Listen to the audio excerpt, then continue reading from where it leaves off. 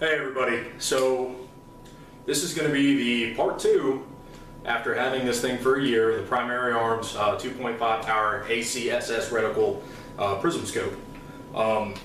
This thing has held up very well. I've had it in the back of a vehicle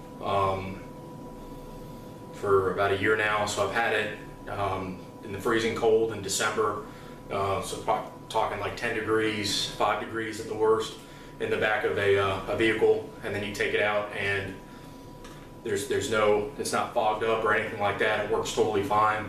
I don't even keep the lenses covered. I just keep it just like this so I can deploy it easily. I've driven like 80 miles an hour with it in the back of my vehicle, hit speed bumps, going very fast, not 80 miles per hour, but driving very fast. I trust this scope completely. Throughout that year, I've shot this, you know, after driving with it. Then you take it out to the woods and shoot it, and it always holds zero. I've never had any issues. Thing works great. I just put your Loctite on there when you first mount it, and you won't have any issues. So this thing, it holds at zero, like I said, very well.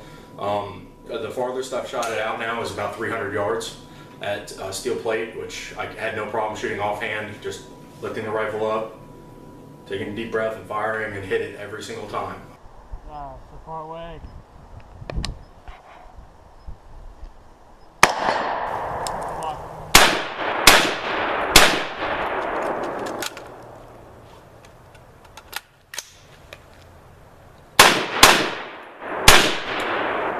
If you need this thing in low light conditions, it's got the light on here, so you can light up the reticle with its red. It makes it so much easier to see at night.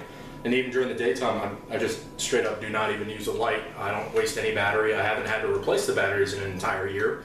These are the original batteries it came with, and they have held up fine. No, it's not. It never shorts out when the light is on when I'm shooting it.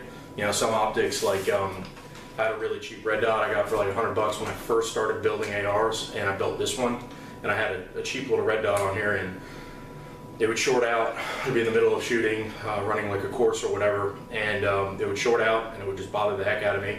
And I had to almost always have my backup sights on when I was firing or going through a course, so I could go from the red dot to the backup sights. I had to, but there's no need at all. I can always take this thing off pretty easily. It comes with a decent mount where you just get a knife, and you can pop these things off and take the entire thing off and just go to.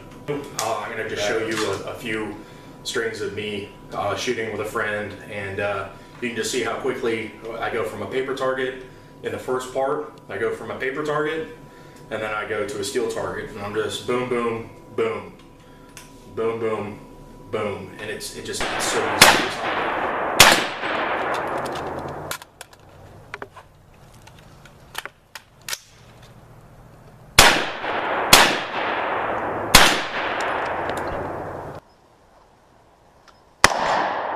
I hit it on the right side, it spun it even more.